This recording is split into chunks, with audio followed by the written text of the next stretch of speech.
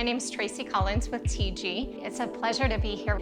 I'm very excited to share this look with Ryan, my model today. We're gonna be working with a really fun Jim Morrison type of vibe.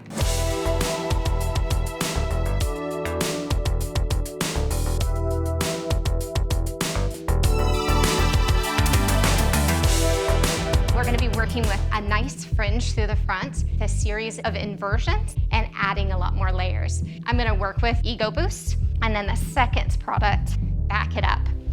So I'm going to get started right in, starting with Ego Boost.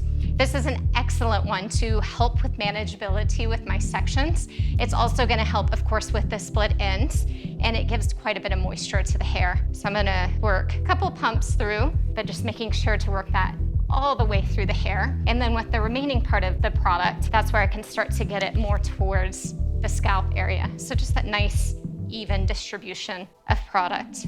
And then the second product, I'm gonna work with Back It Up. This is a great product that I've worked with both on wet and dry hair. It's going to allow me once again to have really nice clean sections. It's also a fabulous product to work with curl, working it through my hands really nicely. Working that product through is just gonna control that texture for me. In the end, I wanna see a lot of nice looseness, but I wanna have that initial support and control to start with. Sections. I'm gonna go through and just work right off of where his natural part is. So instead of trying to fight that down the center, just being aware of where that hair is naturally gonna live. And then I'm working that right towards the back center. And then from here, just taking a division from the top of the head shape and working that to the ear on either side. So for me, this is just the most organized way to be able to see the reference points of the head shape. And then from here, I can just go through, isolate the fringe. I'm working with a section right at the round of the head, and I'm curving that section right above the occipital. Now that section can vary depending on the amount of density I want to remove. And then I can just use that section from here, matching right up to that center point. So I'm going to start by working with the fringe area. I've got his natural parting work done. So from here, I'm just going to take a subsection on the other side. From here, working 90 degrees from the hairline and point cutting through. I can change the amount of elevation, meaning lifting up or down the hair, depending on how much weight.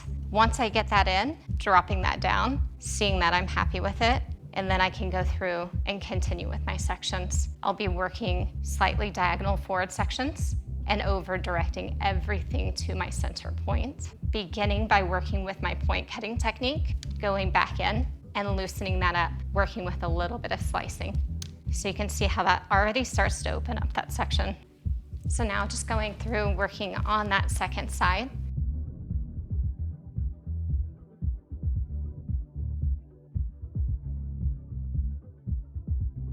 So once I have my fringe established, I've got this guideline. I'm gonna do a freehand slicing technique to blend from the cheekbone and working that into the perimeter.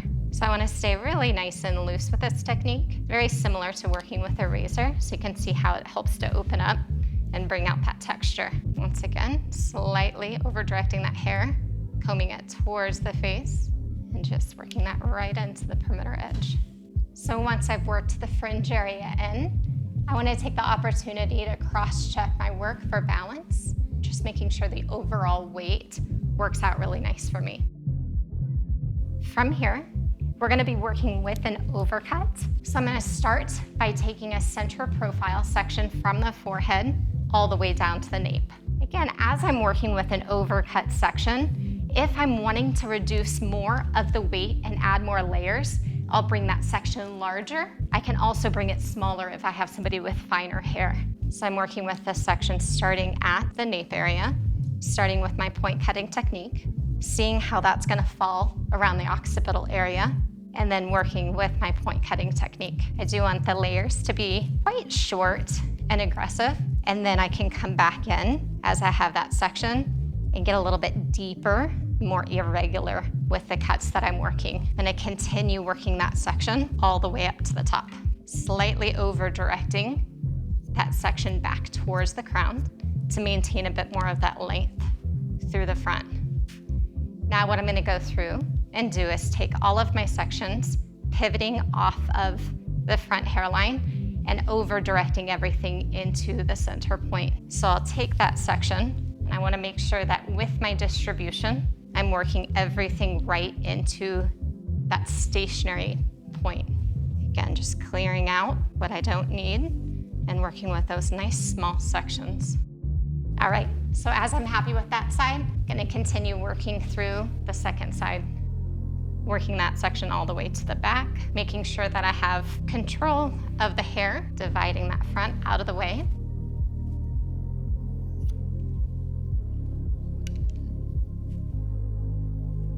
So the benefit of going through and working with that inversion, I get these amazing croppy layers through the top. It's gonna allow me to have a nice visual blend into the perimeter. All right, so now that we have the overcut completed, I wanna go through and blend into the perimeter lengths. I'm gonna be working a block layering technique. So I'm bringing everything to a stationary point from the round of the head. I'm standing on top of my section and working with that slicing technique, creating a nice loose feel. Now working the second side in the exact same manner, making sure my distribution and elevation is consistent. So once I have my balance worked out through the sides, I just have the back to go through and blend. So I've got my guideline. From here, I'm just working with pivoting sections. Again, dropping that elevation slightly, or where I'm holding the hair. That way I can get into the perimeter edge more. So I'm working both the layering technique as well as the length. Again, I've got that guideline and I'm slicing through.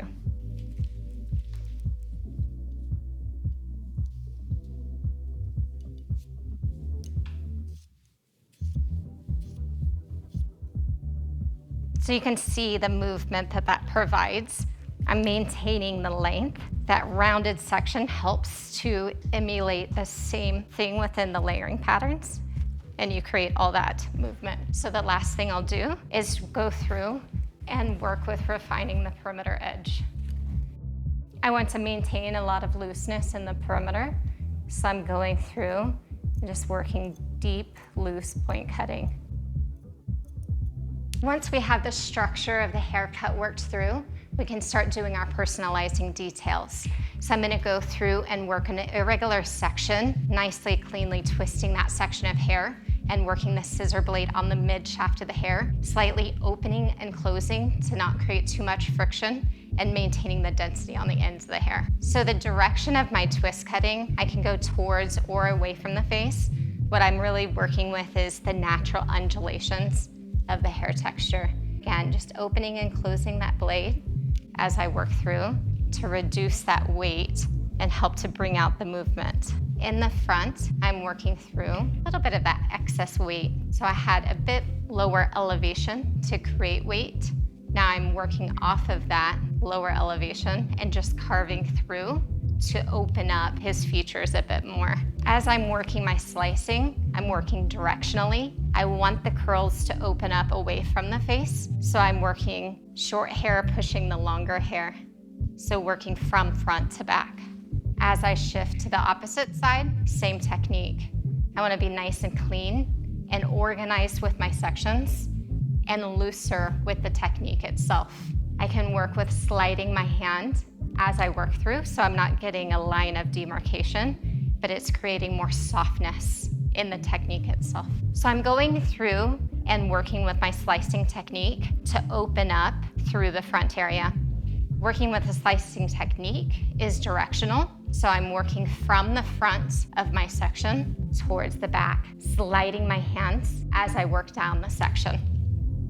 So once I'm finished with my cutting technique, the shape is pretty well in there. I like to make sure that as I'm cutting, I'm paying attention to the hair falling at natural fall.